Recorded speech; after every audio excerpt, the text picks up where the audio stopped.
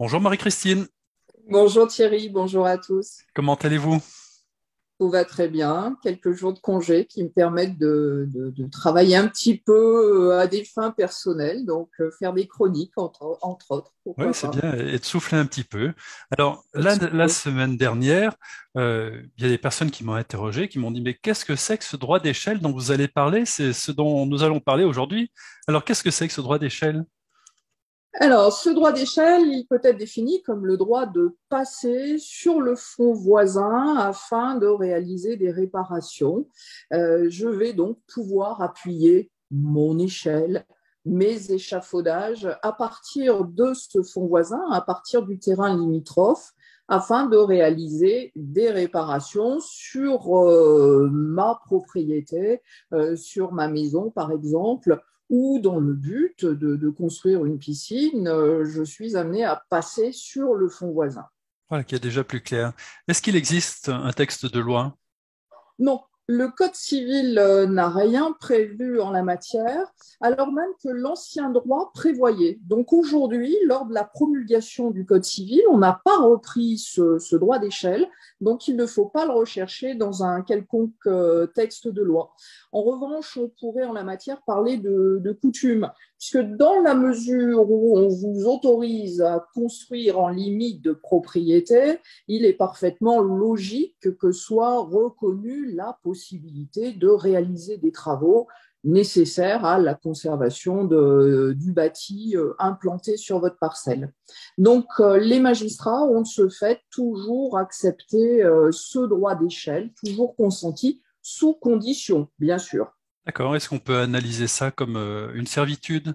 Non, ça n'a rien à Non, voir? Non. ce n'est pas une servitude, ce n'est pas la reconnaissance d'une servitude.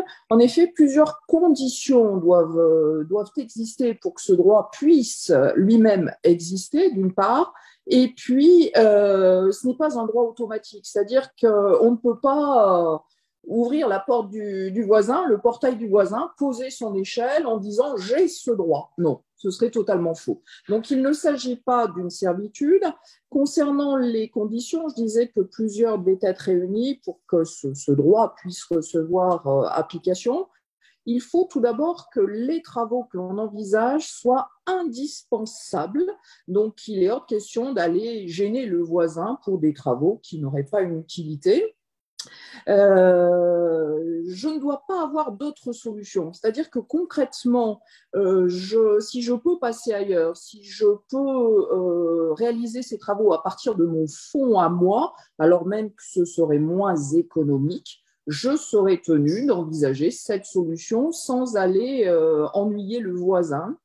Que dire de plus?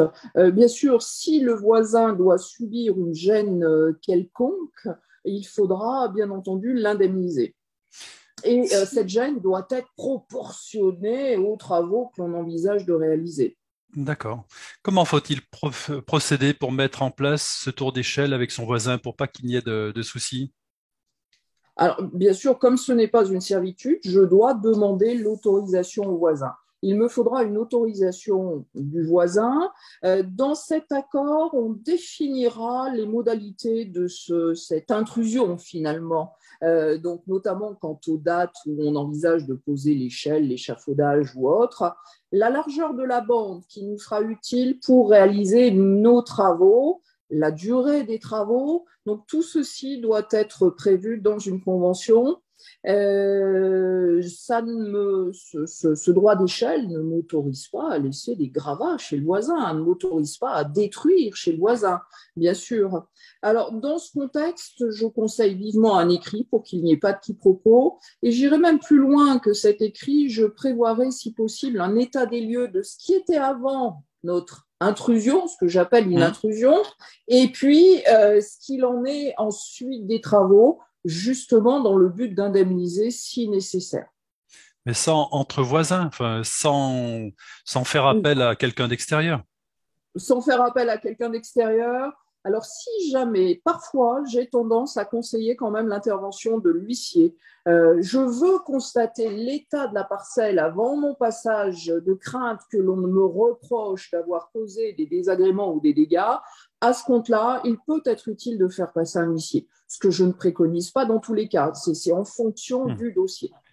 Et si le voisin refuse, qu'est-ce qui se Alors, si le passe? voisin refuse, il faudrait lui adresser un courrier recommandé pour lui repréciser déjà l'existence de ce tour d'échelle, lui préciser de manière diplomate ce qu'il en retourne, lui faire une demande par écrit, ce que j'envisage, quelle serait la durée des travaux.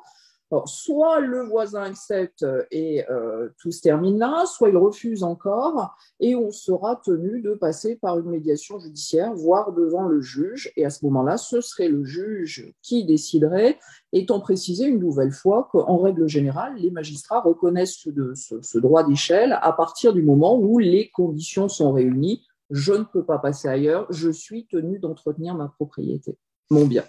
Très bien. Alors, comme d'habitude, on a tout intérêt à entretenir de bonnes relations avec ses voisins si jamais un jour on a besoin de ce droit d'échelle et puis même pour la bonne,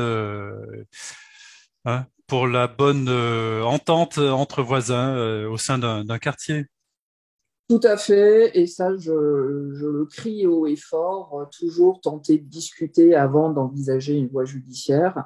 Il est toujours possible, à partir du moment où on entretient de bonnes relations, en règle générale, tout se passe bien, et on n'a même pas à parler de notion de droit, tout se fait de manière très naturelle, sans avoir conscience qu'il peut s'agir d'une obligation ou autre. Très bien, Marie-Christine. Nous sommes éclairés sur ce droit d'échelle. On a bien compris que c'est le droit de poser son échelle ou son échafaudage, le temps des travaux, si on ne peut pas faire autrement. C'est très net. De quoi allons-nous parler la semaine prochaine?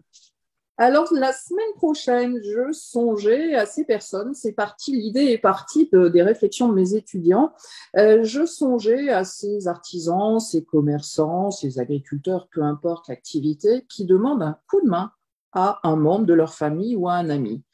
Est-ce que ce coup de main n'est pas un cadeau empoisonné ou n'est-il pas susceptible de devenir un cadeau empoisonné? Donc, j'ai songé à une petite chronique sur le sujet, le coup de main, l'entraide, quand commence l'entraide, quand cesse-t-elle pour éventuellement être qualifiée. Rendez-vous la semaine prochaine pour le coup de main. Merci Marie-Christine et bonne semaine. Bonne semaine à tous, à bientôt. Au revoir. Au revoir.